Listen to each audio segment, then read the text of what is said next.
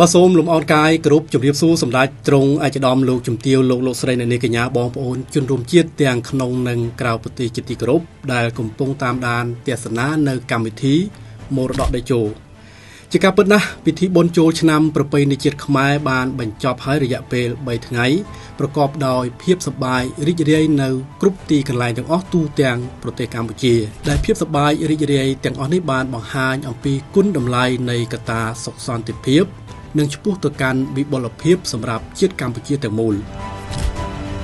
ស្នាមញញឹមសម្លេងចេញពីការសើចក្អាកក្អាយជាមួយនឹងការបាញ់ទឹកដាក់គ្នាការជូនពរគ្នាទៅវិញទៅមកក្រោមស្នាមញញឹមរបស់ប្រជាពលរដ្ឋខ្មែរបាននឹងកំពុងបង្ហាញឲ្យឃើញអំពីគុណតម្លៃនៃកត្តាសុខសន្តិភាពនិងឈានឆ្ពោះទៅកាន់វិបុលភាពរបស់ប្រជាជាតិខ្មែរអរិយធម៌បានចាប់ផ្ដើមដុសពន្លកសារជាថ្មីក្រោមម្លប់សន្តិភាពដែលរកបានដោយកម្រនិងរកបានដោយការបូជាសាច់ស្រស់ឈាមស្រស់របស់សម្ដេចតេជោហ៊ុនសែនដែលជាបិតាសន្តិភាពអតីតនាយករដ្ឋមន្ត្រីបច្ចុប្បន្នជាប្រធានព្រឹទ្ធសភាដែលសម្ដេចបានបញ្ចប់នៅយុគសម័យដ៏ខ្មៅងងឹតនៅក្នុងប្រវត្តិសាស្ត្ររបស់ប្រទេសកម្ពុជា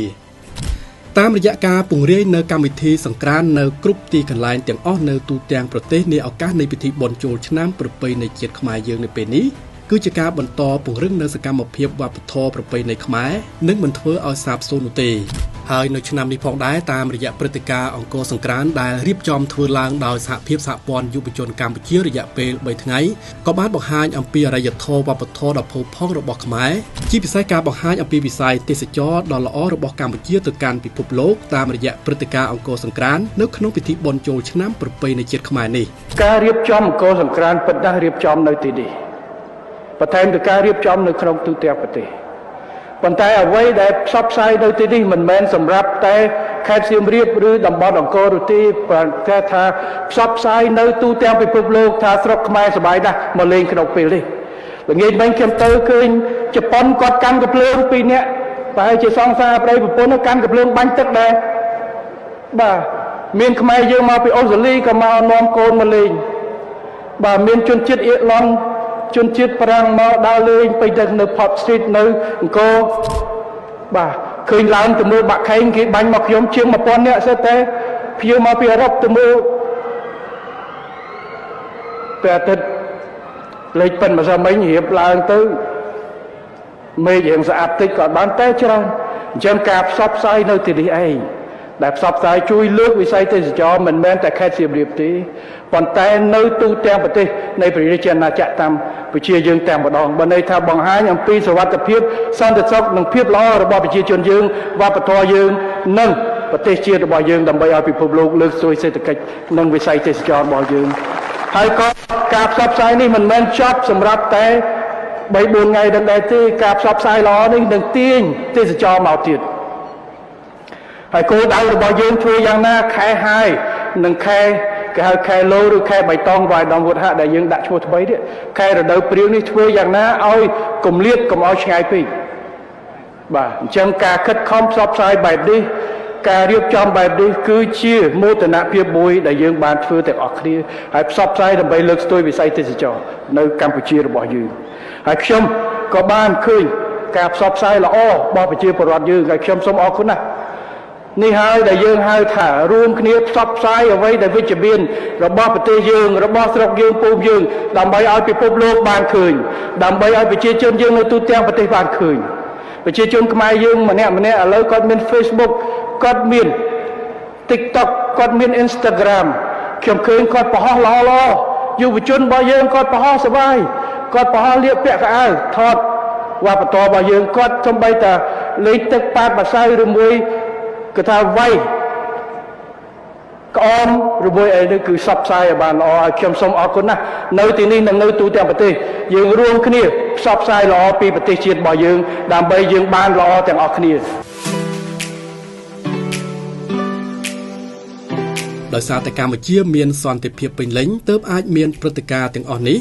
ហើយលើពីនេះទៅទៀតនោះមិនថាតែប្រជាពលរដ្ឋខ្មែរប៉ុណ្ណោះទេគឺមានភ្ញៀវបរទេសយ៉ាងច្រើនកុះករផងដែរមកលេងកម្ពុជា ប្រកបដោយភាពសប្បាយរីករាយនិងមានទំនុកចិត្តលើសុវត្ថិភាពរបស់ខ្លួនដោយមិនមានការភ័យខ្លាចអ្វីទាំងអស់កន្លងទៅសម្ដេចតេជោហ៊ុនសែនអតីតនាយករដ្ឋមន្ត្រីបច្ចុប្បន្នជាប្រធានព្រឹទ្ធសភាលោកតែងតែលើកឡើងថាមានកត្តា4សំខាន់ដែលធ្វើឲ្យបងប្អូនប្រជាពលរដ្ឋបានចូលរួមសប្បាយរីករាយនៅក្នុងឱកាសនៃពិធីបុណ្យទានម្ដងកត្តាសំខាន់ដែលធ្វើឲ្យប្រជាជនយើងទទួលបាននូវការរីករាយទី1មានសុខសន្តិភាពបើគ្មានសុខសន្តិភាពទេខំនិយាយទៅដល់ការរំកំសាន្តនិយាយពីរឿងក្រាបនិយាយពីរឿងលូននិយាយពីរឿងចូលត្រង់សេអត់ហ៊ានទៅណាទេអាហ្នឹងកត្តាទី1គឺកត្តាសន្តិភាពកត្តាទី2គឺកត្តាហេដ្ឋារចនាសម្ព័ន្ធតបជាប់ហើយចំណុចទី3ប្រជាជនមានមធ្យោបាយធ្វើដំណើរក្នុងការធ្វើដំណើរទៅមនុស្សមួយចំនួនមានមធ្យោបាយធ្វើដំណើរផ្ទាល់ខ្លួនសម្រាប់ការធ្វើដំណើរទៅកំសាន្តសប្បាយនៅស្រុកកំណើតឬនៅកន្លែងណាដែលខ្លួនចង់ទៅ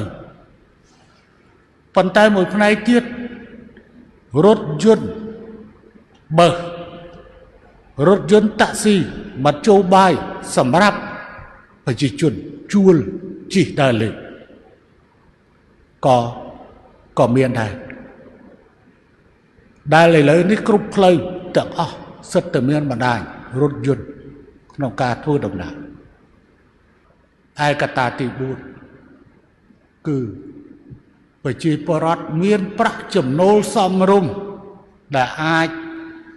នឹងធ្វើបុណ្យធ្វើទាននិងធ្វើដំណើរកម្សាន្តសប្បាយបានជាមួយគ្នានេះផងដែររាជរដ្ឋាភិបាលតាមរយៈសាលារាជធានីភ្នំពេញក៏បានផ្ដល់នៅរថយន្តក្រុងជាច្រើនគ្រឿងផងដែរសម្រាប់ឲ្យបងប្អូនប្រជាពលរដ្ឋធ្វើដំណើរទៅលេងស្រុកកំណើតដោយមិនមានការគិតថ្លៃដែលសកម្មភាពនេះគឺជាការចូលរួមចំណាយយ៉ាងសំខាន់ក្នុងការកាត់បន្ថយការចំណាយប្រាក់កាសរបស់បងប្អូនប្រជាពលរដ្ឋនៅពេលទៅលេងបុណ្យទានម្ដងនោះមានឡានដឹកជញ្ជូនពួកខ្ញុំនឹងទៅតាមស្រុកតាមបណ្ដាខេត្តផ្សេងអញ្ចឹងអារម្មណ៍ខ្ញុំគឺសប្បាយរីករាយអាចជួយសម្រាលពួកខ្ញុំបានច្រើនដែរគ្រួសារខ្ញុំព្រោះអីទៅម្ដងគឺ 5-6 នាក់អីតិចឲ្យស្រួលអត់អីយើងអង្គុយមកកៅអីធម្មតាអញ្ចឹងអត់អីស្រួលចាអត់មានពិបាកអីទេហើយណាមួយពួកគាត់ក៏មានជាទឹកមានជាភេសជ្ជៈអីចែកពួកយើងញ៉ាំតាមផ្លូវដែរក៏ឲ្យរដ្ឋាភិបាលនឹងមានកម្មវិធីជួយប្រជាជននឹងឡានក្រុងនឹងដឹកកម្មករទាំងអស់ឲ្យបានរាល់ឆ្នាំជារៀងរហូតទៅចាខ្ញុំមានតែថ្លែងអំណរគុណដល់រាជរដ្ឋាភិបាលដែលបានជួយដល់ពួកខ្ញុំដែលបានដឹកទៅផ្ទះដោយមិនគិតថ្លៃអីចឹងណាជួយសម្រួលដល់ពួកខ្ញុំអាចជួយបានច្រើនដូចជាភេសជ្ជៈទឹកហើយនឹងដូចជាថ្លៃសហយតាមផ្លូវអីដែលយើងអត់អស់ថ្លៃសហយតាមផ្លូវអីចឹងចាសូមអរគុណសន្តិភាពពិតជាមានតម្លៃជាងអ្វីទាំងអស់ប្រទេសដ៏តូចមួយនេះបានលេចឡើងលើឆាកអន្តរជាតិយ៉ាងត្រដែតក្រោមការដាក់ចេញនូវគោលនយោបាយសមាហរណកម្មខ្លួនឯងទៅក្នុងសហគមន៍អន្តរជាតិនិងពិភពលោកជាលទ្ធផលនៃការបញ្ចប់សង្គ្រាមនឹងនាំមកនូវសុខសន្តិភាពពេញផ្ទៃប្រទេសនៅឆ្នាំ1998របស់បរិះខ្លាំងកម្ពុជាគឺសម្ដេចតេជោសេដ្ឋកិច្ចកម្ពុជាមានការរីកចម្រើនគួរឲ្យមានមោទនភាពជាក់ស្ដែងពីទសវត្សរ៍កន្លងទៅនេះពលគឺមុនការរាតត្បាតជំងឺ COVID-19 ដែលធ្វើឲ្យប្រទេសនេះឈានទៅកាន់ឋានៈជាប្រទេសដែលមានប្រាក់ចំណូលមធ្យមកម្រិតទាបនៅឆ្នាំ2015និងកំពុងឈានទៅកាន់ឋានៈថ្មីជាប្រទេសដែលមានប្រាក់ចំណូលមធ្យមកម្រិតខ្ពស់នៅឆ្នាំ2030និងជាប្រទេសដែលមានប្រាក់ចំណូលខ្ពស់នៅឆ្នាំ2050ខាងមុខសម្លេងសើចក្អាកក្អាយលើផ្ទៃមុខពោពេញទៅដោយម្សៅសសម្លៀកបំពាក់ជោគជាំដោយទឹកបាននឹងកំពុងឆ្លុះបញ្ចាំងឲ្យឃើញនៅតម្លៃរួបរวมគ្នាតម្លៃនៃសេចក្តីស្រឡាញ់តម្លៃនៃសាមគ្គីភាពដែលមានតម្លៃមហាសាលនិងមិនអាចកាត់ថ្លៃបានរបស់ប្រជាជាតិមួយនេះដែលធ្លាប់កំសត់នោះភាពសប្បាយរីករាយទាំងអស់នេះបានបង្ហាញអំពីមូលដ្ឋាននៃកំណើនសេដ្ឋកិច្ចបំភ្លេចចោលអតីតកាលពោពេញទៅដោយទុក្ខសោកនិងបញ្ហានានាប្រជាពលរដ្ឋខ្មែរទូទាំងប្រទេសបាននាំគ្នាលេងល្បែងប្រជាប្រិយសំខាន់ជាច្រើនដែលធ្វើឲ្យបរិយាកាសនៃពិធីបុណ្យចូលឆ្នាំប្រពៃណីជាតិខ្មែរកាន់តែមានភាពសប្បាយរីករាយក្រោមម្លប់នៃសុខសន្តិភាពនោះ ការដើរកំសាន្តពីតំបន់មួយទៅតំបន់មួយរូបមនីយដ្ឋានមួយទៅកាន់រូបមនីយដ្ឋានមួយទៀតនៅបណ្ដារាជធានីខេត្តទាំង25ព្រមទាំងការមកដល់នៅភ្ញៀវទេសចរចម្រុះជាតិសាសន៍សាច់ប្រាក់រាប់លានដុល្លារបានចាក់ចូលនៅក្នុងចរន្តសេដ្ឋកិច្ចរបស់ជាតិផងដែរពិធីបុណ្យចូលឆ្នាំប្រពៃណីជាតិខ្មែរបានបញ្ចប់ហើយតែស្នាមញញឹមអនុស្សាវរីយ៍ភាពត្រកុំត្រកាលនៅក្នុងលំហចិត្តបានស្ថិតនៅជាមួយប្រជាជាតិខ្មែរដែលពួកគេតែងតែលួចញញឹមនិងអន្ទះសាររងចាំពិធីបុណ្យចូលឆ្នាំប្រពៃណីជាតិខ្មែរនៅឆ្នាំបន្ទាប់ទៀតក្នុងដំណើរជាប្រវត្តិសាស្ត្រនៅលើវិថីឆ្ពោះទៅកាន់អរិយធម៌ជាថ្មីទាមទារឲ្យប្រជាជាតិមួយនេះកសាងនៅមូលដ្ឋានគ្រឹះសេដ្ឋកិច្ចឲ្យកាន់តែរឹងមាំមានឆន្ទៈស្នេហាជាតិកាន់តែមុខមុតនិងត្រូវមានសីលធម៌សុជីវធម៌ជាមុនគ្រប់គ្រងនូវគោលនយោបាយរបស់រាជរដ្ឋាភិបាលដែលបាននឹងកំពុងខិតខំប្រឹងប្រែងដើម្បីរក្សាបាននូវមូលដ្ឋានគ្រឹះសុខសន្តិភាពនិងការកសាងសេដ្ឋកិច្ចជាតិឲ្យកាន់តែរីកចម្រើនខ្លាំងក្លាបន្ថែមទៀតក្នុងន័យនេះរាជរដ្ឋាភិបាលនីតិកាលទី7នៃរដ្ឋសភា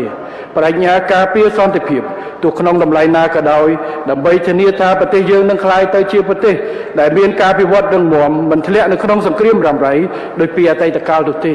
ហើយជាពិសេសដើម្បីសម្រេចបាននូវចក្ខុវិស័យឆ្នាំ2050ការបញ្ចប់នៃពិធីបុណ្យចូលឆ្នាំប្រពៃណីជាតិខ្មែររយៈពេល3ថ្ងៃនេះគឺជាពេលវេលាដែលយើងត្រូវចាប់ផ្ដើមការងារអាជីវកម្មឲ្យមានភាពរស់រវើកជាងមុនជាមួយនឹងទស្សនវិស័យកម្ពុជាឆ្ពោះទៅកាន់ប្រទេសដែលមានការអភិវឌ្ឍនៅឆ្នាំ